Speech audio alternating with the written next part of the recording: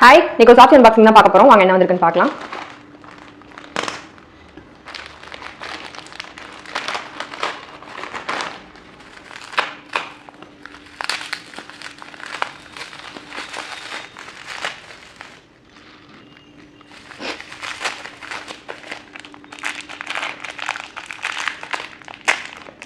இது நம்ம குங்குமம் விபூதி கொட்டி வைக்கிற ஸ்டாண்டு தான்.